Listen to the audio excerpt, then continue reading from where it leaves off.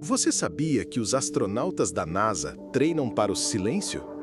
Não o silêncio comum, esse a gente até suporta, mas um silêncio radical, ausência total de som, vibração, distração. Um vazio que parece sussurrar: você está sozinho e nada aqui obedece à sua vontade. Essa preparação é necessária, porque quando o ser humano sai da Terra, tudo o que o fazia sentir controle, gravidade, tempo, rotina, desaparece. E aí surge uma verdade: a maioria das coisas no universo não está sob o nosso comando, nunca esteve. Agora, respira comigo. Você já se deu conta de que muito do nosso sofrimento nasce não da dor em si, mas da luta constante para evitar a dor? Da tentativa exaustiva de controlar aquilo que não se dobra à nossa força? Eu pensei nisso outro dia, tentando fazer um elevador chegar mais rápido, apertando o botão 1000 vezes. Você também faz isso? Sabemos que não funciona, mas insistimos. É quase engraçado, quase trágico. Existe um nome antigo para essa tensão entre o que sentimos e o que controlamos. Um nome que sobreviveu por milênios, carregado por marinheiros em tempestades, soldados em guerras e por pessoas comuns enfrentando madrugadas de insônia. Esse nome é estoicismo. Mas não se engane, o estoicismo de que vamos falar aqui não é a ideia fria e impenetrável que muitos imaginam. Não é sobre reprimir emoções, fingir força ou aceitar tudo calado. É sobre fazer as pazes com o que escapa e recuperar a dignidade sobre o que permanece, nossas escolhas, nossos olhos diante do caos. E talvez, como os astronautas, a gente também precise treinar para o silêncio. Essa história dos astronautas me pegou porque eu também sou um pouco astronauta. Não no sentido heróico, claro, mas porque, às vezes, eu também me sinto flutuando num espaço onde nada obedece aos meus comandos. Meus planos falham, minhas expectativas são ignoradas e meus medos, esses sim, chegam sempre pontualmente. Te confesso uma coisa, eu tenho essa mania de tentar resolver tudo antes da hora. Como se eu pudesse evitar a dor futura com um planejamento. Como se controlar cada detalhe fosse a chave para não sofrer. Só que, quando olho para trás, quase nada do que doeu de verdade na minha vida foi algo que eu planejei ou previ. Uma mensagem que não chegou, uma pessoa que foi embora, um exame que veio com um resultado errado, uma notícia no meio de uma terça-feira que virou a semana do avesso. A verdade?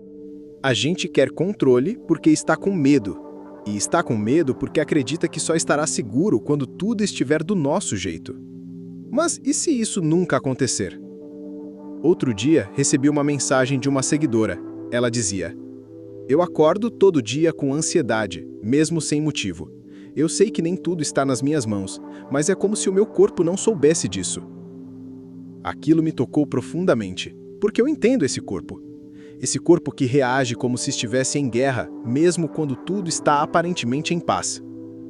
E aí eu me perguntei, se eu realmente não posso controlar o futuro, por que eu gasto tanta energia tentando manipulá-lo mentalmente?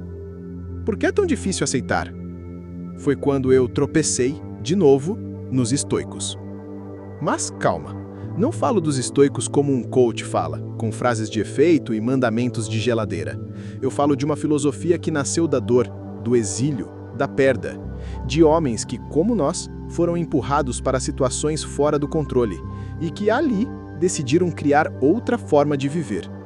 Epicteto foi escravo. Marco Aurélio perdeu vários filhos. Sêneca escreveu algumas de suas obras mais importantes preso num cômodo onde sabia que seria forçado a tirar a própria vida. Eles não tinham ilusão de que a vida seria justa, mas também não tinham pressa em desistir dela. Eles criaram um tipo de coragem silenciosa, não aquela que grita, mas a que permanece. E aí, uma ficha caiu em mim. Talvez seja útil para você também. Talvez não se trate de tentar controlar menos. Talvez se trate de mudar o que tentamos controlar. Em vez de querer comandar o mundo lá fora, o tempo, os outros, os eventos, a proposta estoica é: e se eu tentasse comandar a mim mesmo? Não no sentido rígido de ser um robô estoico, mas no sentido mais gentil e poderoso que existe, de cultivar autonomia emocional. Imagina isso. Uma vida em que você ainda sente tudo, Medo, frustração, raiva, mas não se afoga nesses sentimentos. Você os reconhece como passageiros, como chuvas que chegam, mas que não definem a paisagem inteira. Se essa ideia te parece impossível, é porque ela realmente não é fácil, mas ela é possível. E o caminho para chegar nela é o que eu quero dividir com você na próxima parte.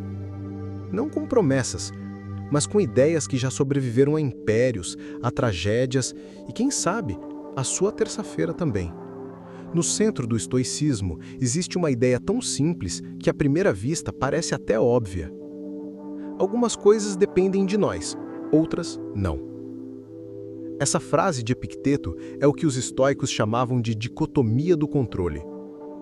Simples, binária, mas, como tudo que é verdadeiro, profundamente desconcertante. O estoico acredita que, enquanto estamos vivos, existe uma divisão essencial entre o que está sob nossa influência direta, nossas ações, escolhas, julgamentos, e o que está fora do nosso alcance. O tempo, os outros, o passado, a morte, o destino. Parece pouco? É tudo. Porque quando entendemos profundamente essa distinção, algo muda. Uma clareza surge. Não um alívio imediato, mas um tipo de honestidade que reconstrói o chão sob os nossos pés. Deixa eu tentar te explicar isso com algumas analogias.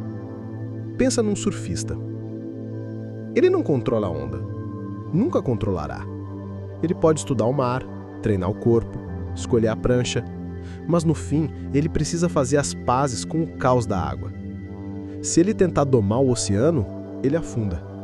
Mas se ele aceitar que a onda tem vontade própria, ele pode aprender a dançar com ela. O estoicismo é essa dança com o imprevisível.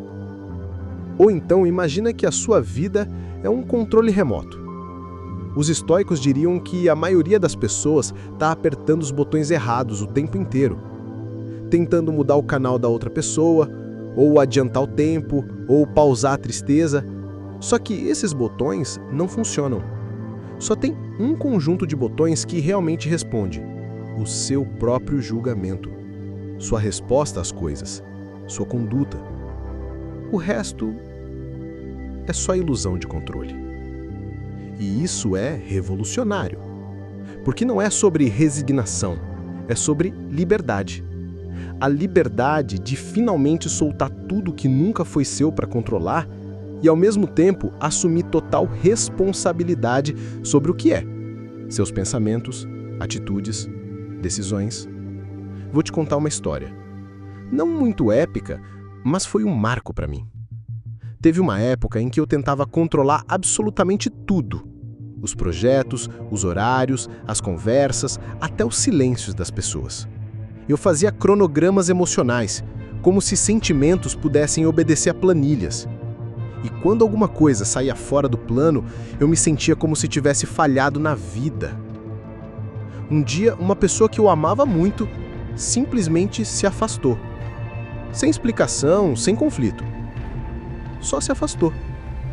E eu tentei puxar de volta com argumentos, com afeto, com desespero, mas não adiantava.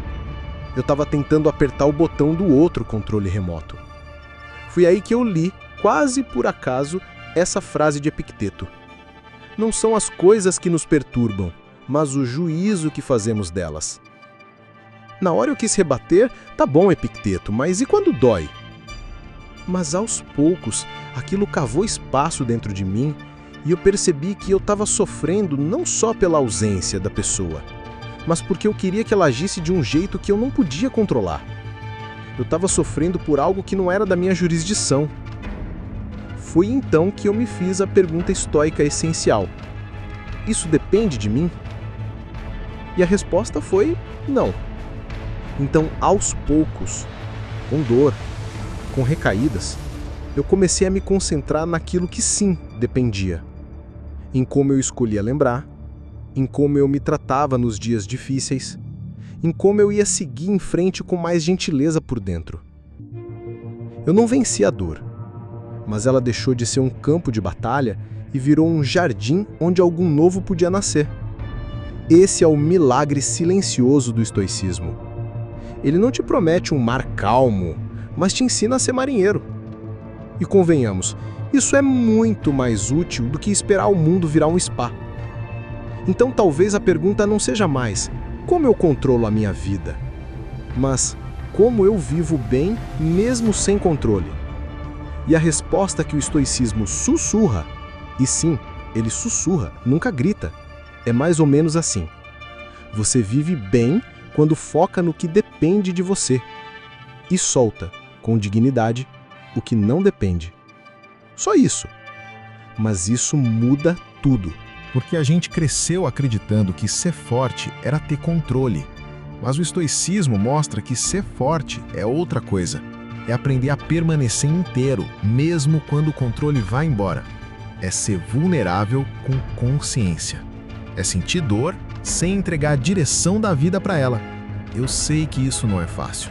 Você não vai acordar amanhã um sábio estoico tomando café com o Epicteto no sofá, mas talvez amanhã, na fila do banco, quando alguém te fechar no trânsito ou quando aquela mensagem importante não chegar, você consiga se lembrar. Isso depende de mim? E se a resposta for não, talvez você consiga escolher. Então não vou colocar minha paz nessa equação. Isso é paz estoica. Não uma paz distante, zen demais, mas uma paz humana, feita de tentativas, de falhas, de recomeços. E se hoje você acordou com o coração pesado, achando que precisa consertar o mundo inteiro? Respira. Talvez não seja o mundo que você precise consertar. Talvez seja só sua relação com ele. E isso sim, começa por você. Você pode parar de se culpar por não controlar tudo. Você pode parar de carregar pesos que nunca foram seus. Você pode, devagarinho, dia após dia, começar a confiar mais em si mesmo do que nas circunstâncias. E isso é bonito. Isso é liberdade. Como disse Marco Aurélio, imperador e pensador, num de seus escritos mais íntimos, a felicidade da sua vida depende da qualidade dos seus pensamentos. Não do que te acontece, não do que os outros fazem, mas do que você escolhe fazer com o que acontece. Se precisar de permissão para respirar, saiba, você a tem. Se for necessário ouvir que está tudo bem não estar bem, eu estou dizendo agora.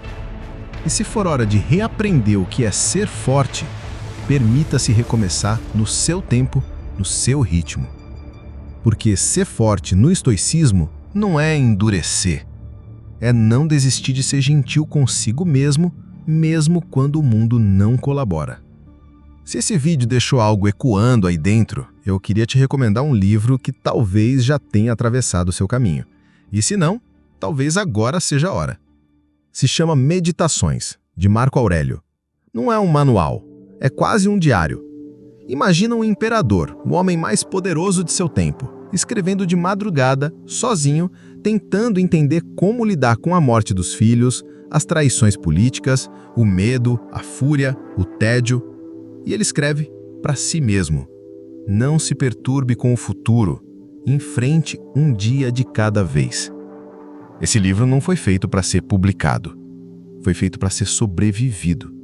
E é justamente por isso que ele toca tão fundo. Ler Marco Aurélio é como ter um avô milenar sussurrando no seu ouvido: você pode suportar isso. Você já está suportando. E está indo bem. Além disso, se você curte algo mais contemporâneo, o filme A Vida Secreta de Walter Mitty também conversa com o estoicismo, de uma forma leve, poética e até divertida. Porque o estoico não é só o que contempla o universo com seriedade, é também aquele que descobre beleza no comum e coragem em cada passo incerto. Agora eu quero ouvir você. O que você tem tentado controlar e que talvez não dependa mais de você? Talvez seja uma pessoa, um futuro, uma memória. Me conta nos comentários. Não porque eu tenho uma resposta, mas porque ao compartilhar, você ajuda alguém que nem conhece a se sentir um pouco menos só. E nesse canal, a gente acredita nisso, que vulnerabilidade é ponte. Se esse vídeo tocou seu coração de alguma forma, e você quer ajudar a manter esse projeto vivo, considere apoiar pelo Apoia-se ou se tornando membro do canal. É esse apoio que me permite continuar produzindo conteúdos com tempo, calma e profundidade como esse. Sem pressa, sem clickbait, sem precisar fingir que tenho todas as respostas. E se você ficou até aqui, obrigado. Você tem ideia do que isso significa? Significa que você está buscando. Significa que, mesmo cansado, você ainda quer compreender mais do mundo e de si mesmo. E isso é raro. Isso é bonito. Eu te deixo com uma última imagem. Imagine-se no meio de um vendaval e, mesmo assim, com os pés firmes no chão. Essa é a força que o estoicismo oferece. E ela já existe dentro de você. Só precisa de espaço para florescer. Você não precisa controlar tudo para estar em paz. Só precisa escolher, com amor, o que merece a sua energia.